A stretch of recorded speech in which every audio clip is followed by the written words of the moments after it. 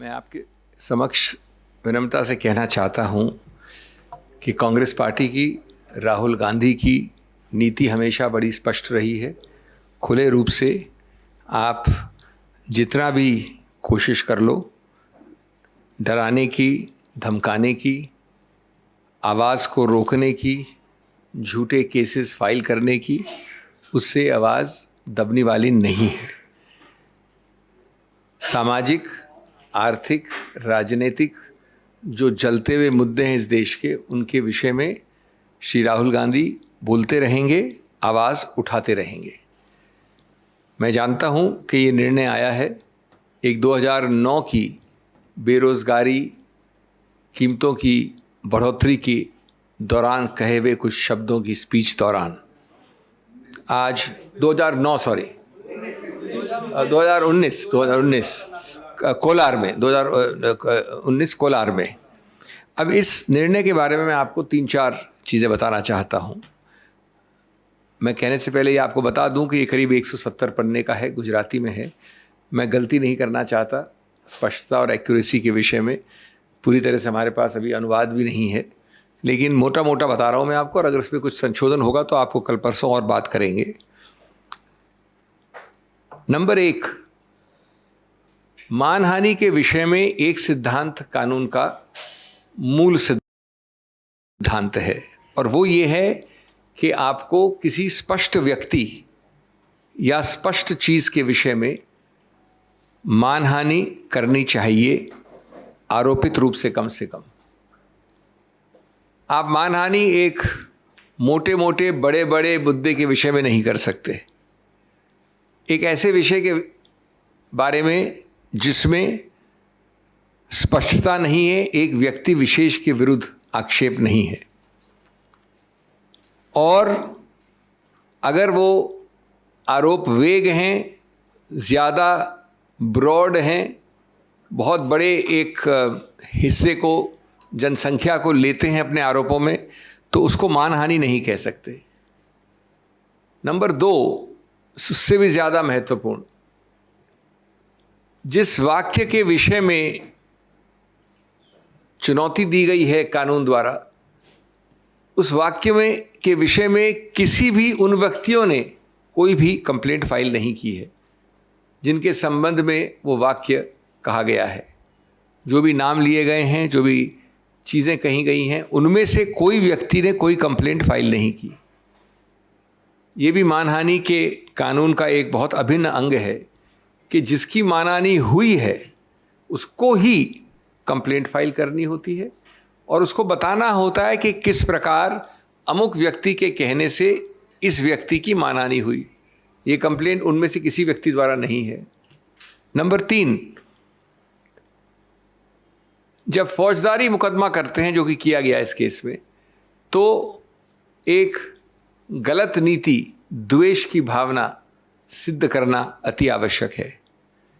कोलार की अगर आप पूरी स्पीच देखेंगे तो वो जनहित के बारे में है, राजनीति के बारे में है, कीमतों की बढ़ोतरी के बारे में है, बेरोजगारी के बारे में है।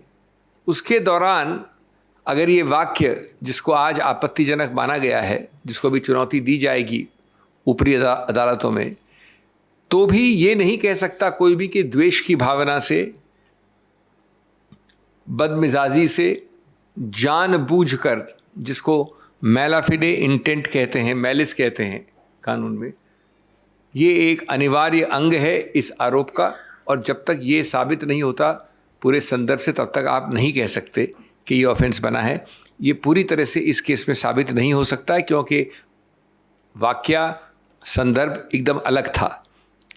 चौथा, और ये चीज़ें अभी जैसा मैंने कहा इसके डिटेल्स चेक करने हैं, लेकिन जो अभी उनको अभी तक तथ्य मिले हैं उसके अनुसार ये मामला काफ़ी अरसे तक एक मैजिस्ट्रेट मिस्टर एक्स के सामने था। जब वो वहाँ था तो याचक ने, कंप्लेनेंट ने बड़े कोर्ट में, हाई कोर्ट में जाकर इस पूरे प्रक्रिया का स्टे ले लिया, रुकवा दिया उसको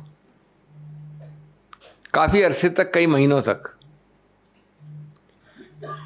जब उस व्यक्ति का स्थानांतरण हुआ या वो उस ओहदे से हट गए, तो ये याचिका जो ऊपरी अदालत में डाली गई थी उसको विड्रॉ कर लिया गया और ये वापस नीचे आ गई एक भिन्न मैजिस्ट्रेट के सामने, जहां अभी आपको निर्णय अब आया है। तो इसकी तारीखें, इस प्रक्रिया को भी हम गौर से देखेंगे कि एक ठीक प्रकार से ये न्यायिक प्रक्रिया हुई है कि नहीं। लेकिन प्राथमिक दृष्टि से ये चौथा मुद्दा भी अत्यंत महत्वपूर्ण है। पांचवा, एक प्रावधान है कानून में, उसको 202 कहते हैं। 202 विशेष रूप से बनाया गया उनके लिए कि अगर वारदात हुई कोलार में और आपने जाके त्रिवेंद्रम में कंप्लेंट फाइल कर दी, वारदात हुई कोलार में और आपने जाके श्रीनगर में कंप्लेंट फाइल कर दी, तो कोई भी मैजिस्ट्रेट उसकी शुरुआत करने से भी पहले, निर्णय तो बहुत बात की बात है, शुरुआत करने से भी पहले एक जांच करेगा कि ये पूरी तरह से आउट ऑफ जुरिस्डिक्शन है या जुरिस्डिक्शन के अंदर यानी अधिकार क्षेत्र के अंदर है कि नहीं है। 202 का इसमें सीधा उल्लंघन हुआ है। सूरत के मैजिस्ट्रेट ने जिस आसानी से इस मामले में आगे बढ़ोतरी की है और फिर निर्णय दिया है कोलार वाले वक्तव्य के विषय में, वो अत्यंत आपत्तिजनक है कानूनी रूप से और क्वेश्चनेबल है, जो कि और हम इसका विश्लेषण करेंगे। छठा, ये भी सुनने में आया है और जहाँ तक तथ्य हमारे पास हैं जिनको हम चेक करेंगे कि आप जानते हैं कि कन्विक्शन के बाद सेंटेंसिंग, दंड के लिए अलग से हियरिंग होनी पड़ती है। वो अलग से हियरिंग ज़रूर हुई, लेकिन 15-20 मिनट की हियरिंग के बाद जो सबसे ज़्यादा सेंटेंस हो सकता है वो दिया गया 2 वर्ष का। वो प्रक्रिया भी किस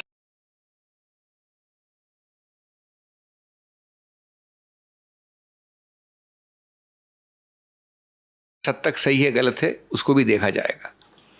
इस सब का मूल निचोड़ क्या है? मूल निचोड़ ये है कि